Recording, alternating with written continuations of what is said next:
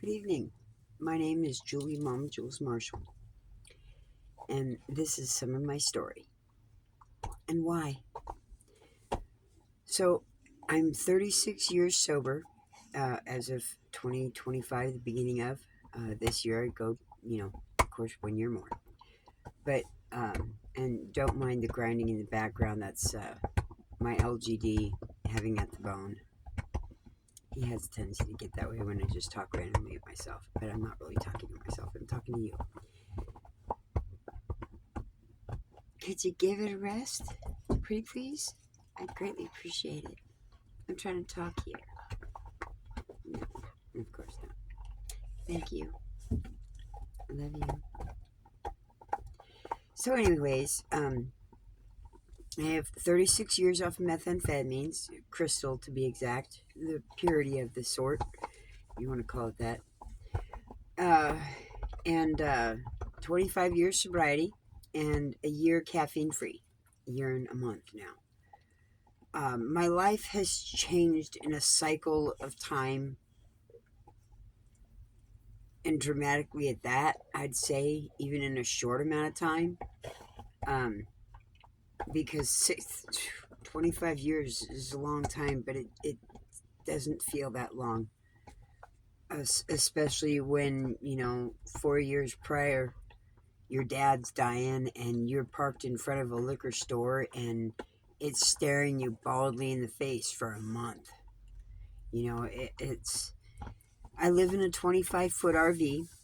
I am independent and solely on what wages I've got and what God blesses me with.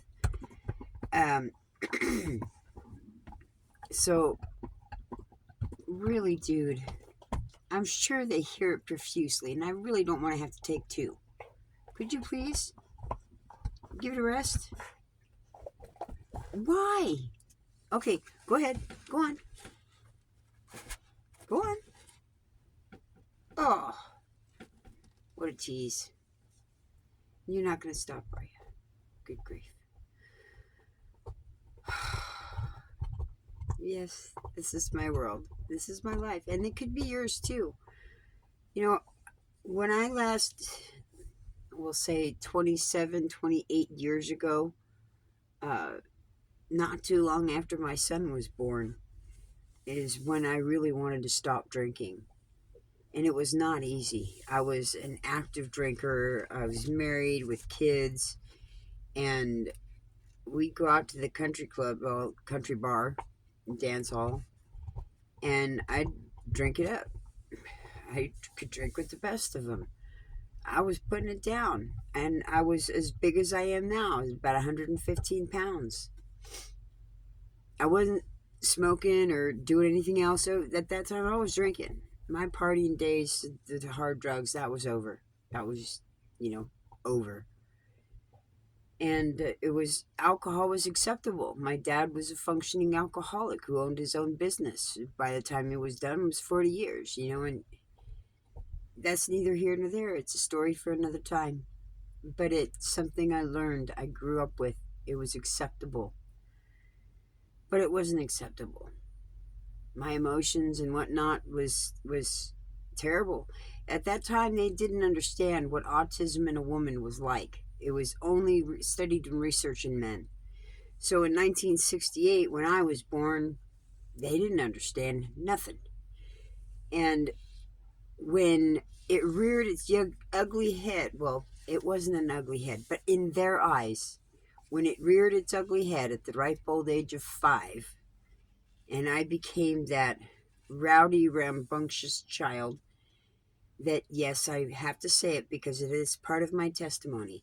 The last time that I had talked to my mother was about 12 years ago or so, and before she hung up the phone on me, she says, Julie, you've been the bane of my existence since you were 5 years old. I don't want to talk to you, hear you, see you ever again. Don't call me or show up. Click. And that was it. I've respected that. I've honored that. I don't like it. It sucks, but that's the selfish part of me. That's something that, that's what she wanted. However, in her defense, I will say this. She does suffer from dementia. And I do not feel it was a very good thing for her. My dad, on the other hand, he had suffered from Alzheimer's, and I don't believe that he had that heart of a youth or a childhood, because he seemed to be a happy-go-lucky old man who was regressing. He went 20 years, the whole duration of the length of time, I believe, and his body forgot to breathe. At that time, when he did pass, he had about 3 to 4 years under his belt of not drinking because nobody gave it to him.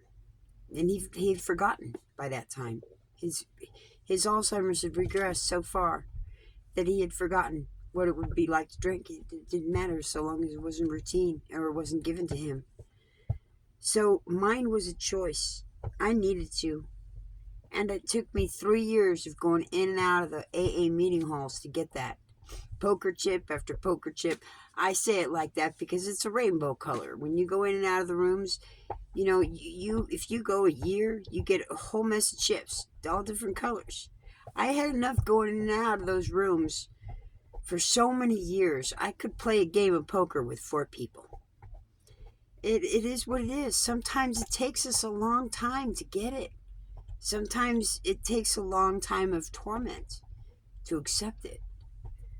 So you follow the 12 steps. It's all biblically based. Oh, they're on top of my head. Thank you. Thank you for telling me. And, you know, this is for you, because I'm by myself out here. I'm stuck in a BFE of Denver. I call it the Bermuda Triangle of Denver. Once you get sucked in, it's real hard to get out. But I wasn't sucked in. God put me here. He very pointedly put me here. And, I mean, I had gone to Commerce City for tires, found tires, and as I'm getting tires, I got a flat going and developing in my tires in my RV. So I had to find air pump. The 2 gas stations that were near there, both hoses were cut off. So I know a place, just go down the hill. I get down the hill and into this tire shop, a little old Mexican hole in the wall. We don't work on RVs. I'm like, oh, you're kidding me. And that's what got me stuck here for 3 years plus. I go with what God puts me. And what he has me do, I don't know. But the training that he has put me through, or that I have chosen to go through because of the paths that I took in my life, trained me to be the woman I am today. Yes, I don't call myself Jules. That is my given name by many, many, many other people. I am Mama Jules. That is earned, and it is out of respect. And that's where a lot of people know me as, is Mama Jules. So that's what it's on there. Nothing egotistical about it. It's how people identify with me. And I'm good with that. If you have a problem with it, sorry.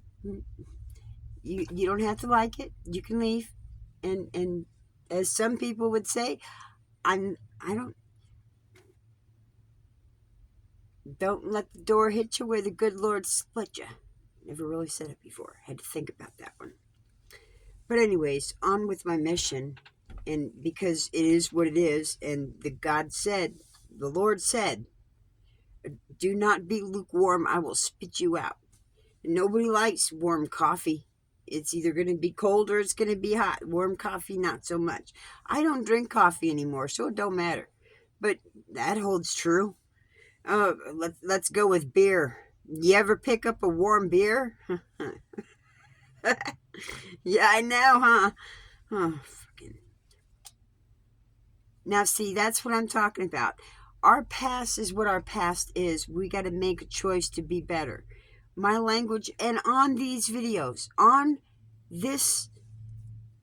my journey of YouTubing, you go back to my older videos and look at how I was. See how I behaved and changed in just the last few weeks even. And I will attest to that.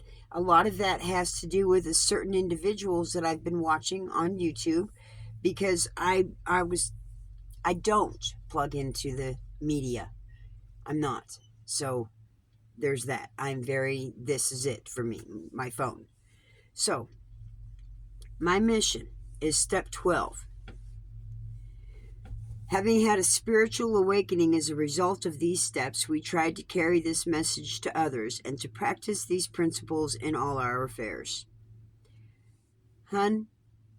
Gentlemen, I was a raging alcoholic.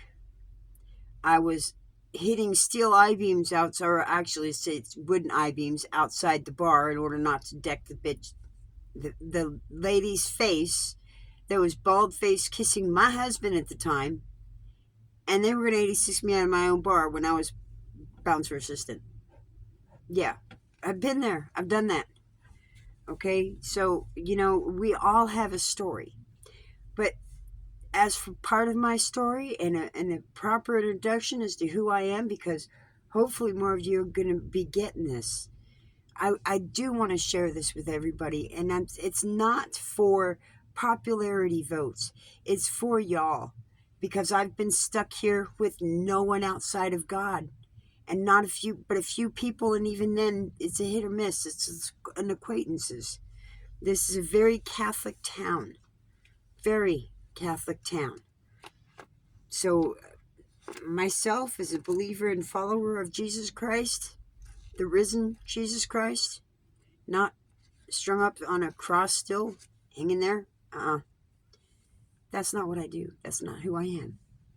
So, a life set free from all addictions by the Lord is a beautiful sight to behold. When we practice these principles and share our experiences, people will see the glory of God in our lives and gain hope. We know from experience the depths of suffering, affliction, and brokenness. We know the pain of being enslaved to our passions and blinded by our denial. We have endured our seasons of grieving. We can relate to those who struggle to be free. We also know that there is more to life than bondage. In Christ are healing and freedom, clarity and mercy, beauty and joy.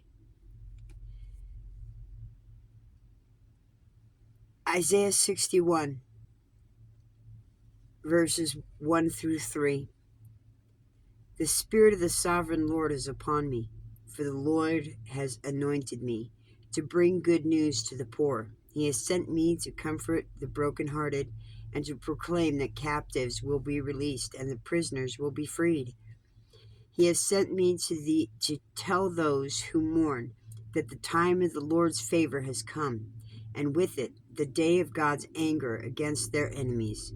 To all who mourn in Israel, He will give a crown of beauty for ashes, a joyous blessing instead of mourning, festive praise instead of despair. In their righteousness they will be like great oaks that the Lord has planted for His own glory. That's you in sobriety. That's you in the acceptance of the forgiveness that God had blessed us with, the sacrifice of His Son. And the blood that was drawn on the cross, and His before and during.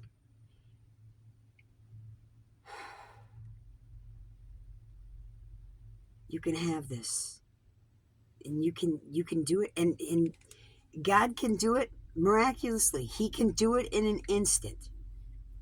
It doesn't have to take forever and a day to give it up. That's the miracle of it. There are people right now that in faith, like touching the hem of His garment in faith, the tormented woman that was suffering by disease or physical afflictions, she believed in faith that just touching the hem of His garment, that she would be healed. And He felt that power leave Him because of her faith. He knew at that instant. It didn't matter. It was okay. He accepted that. He knew it. He knew it. God told him. He knew it. He could feel it. But it was all right, because that's what he was there for. To reach out in faith to him and touch that finger, touch the hem of his garment, and let him heal you. That reach of faith will do tremendous things for your body and soul. You can live better. You can live healthier. You do not have to live a life of high fructose corn syrup and GMOs. We want to change our nation for the better. That's what MAGA is, and that's what MAHA is. Make America healthy again. I'm 56 years old, and I'm fitter than a fiddle.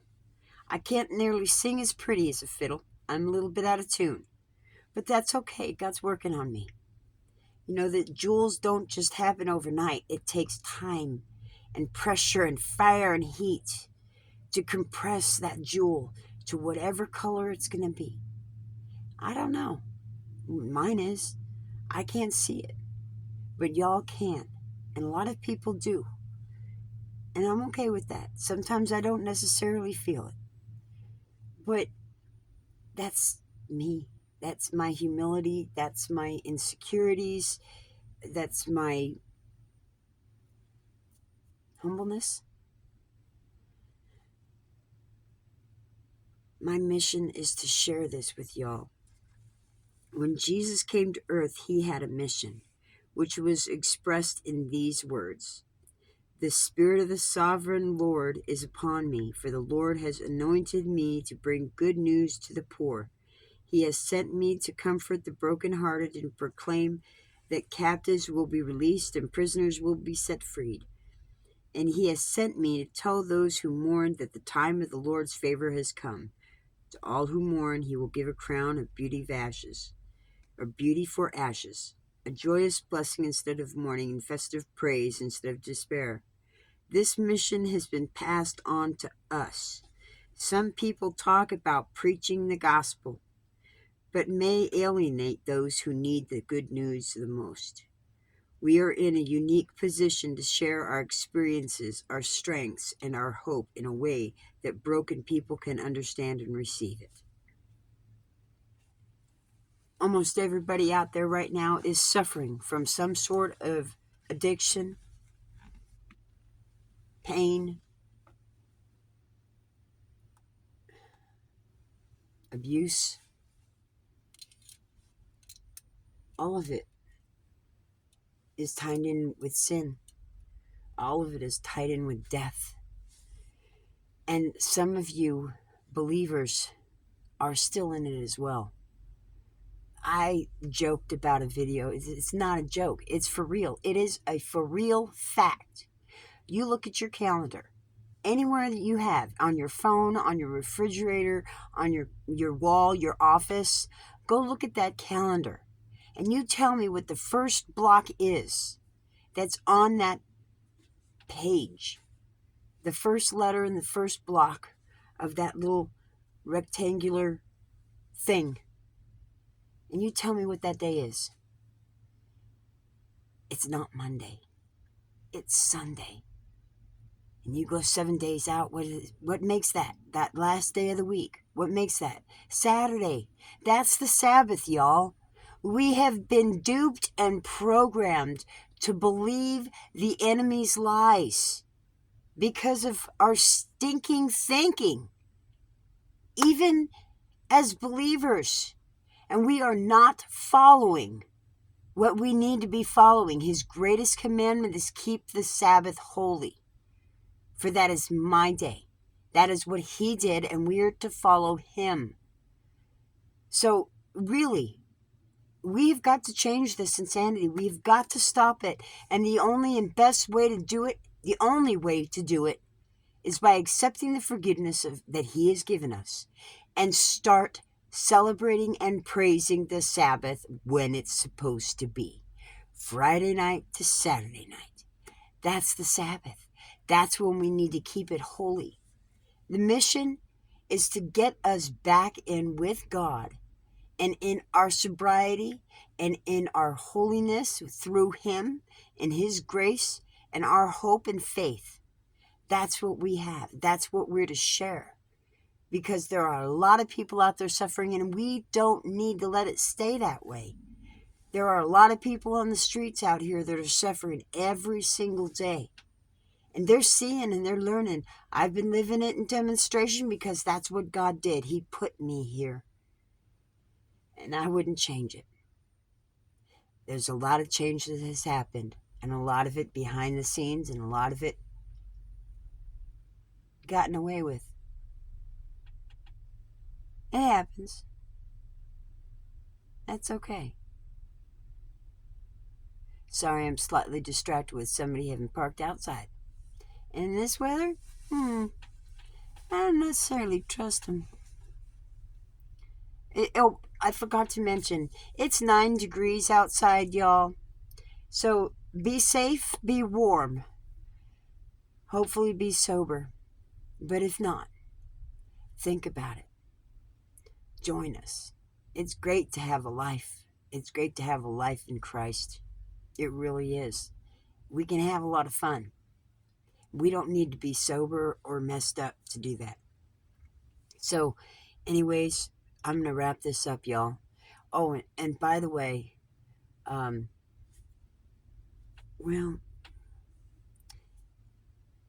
on a more off note, which isn't really an off note, but is spot on topic, paranormal activity is on the rise. I've seen it on the rise. And some of the prophecies that we have lived through and we are going through and we are a witness to is part of that. That blink of an eye. How long is that blink of an eye in God's time? Because in 1 Peter chapter 3, I think it was, maybe it was 2 Peter. I don't remember. Bad memory. Fucked up fire cabinets. I said it.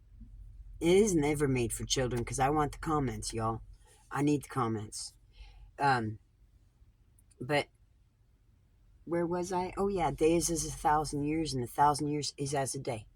We don't know how long that blink of an eye takes. Is it his blink or our blink? It's not our blink. That's for darn sure.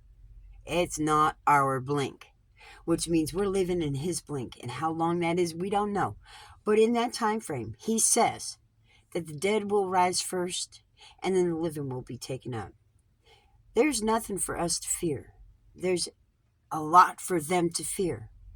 But fear the respect of God, and that his judgment is coming, because he's not just a lovey-dovey God. He's pissed off as all get out, because we're so living in messed up sin. It is what it is.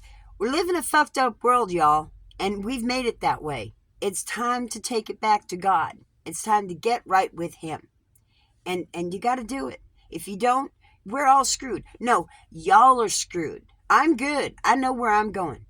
I'm be doggone, I'm working on getting my schedule changed, so I'm not working on Saturday, and I am off on the Sabbath. I'm having a hard enough time getting some of the taxes taken care of and stuff. But, when you have to involve other people, it's near impossible to get stuff done, because you can't really rely on trust on people like that. It's a give and fail. Most of the time, if you can't do it yourself, you expect some fail in that, because most people will fall. So, keep coming back, y'all. Like it and share it. Share it with somebody who needs it. We all need it. We need to get our heads screwed on a lot straighter. God's going to do it, but he's going to do it by heads rolling with other people. So y'all have a beautiful day. Take care. Love y'all. Bye.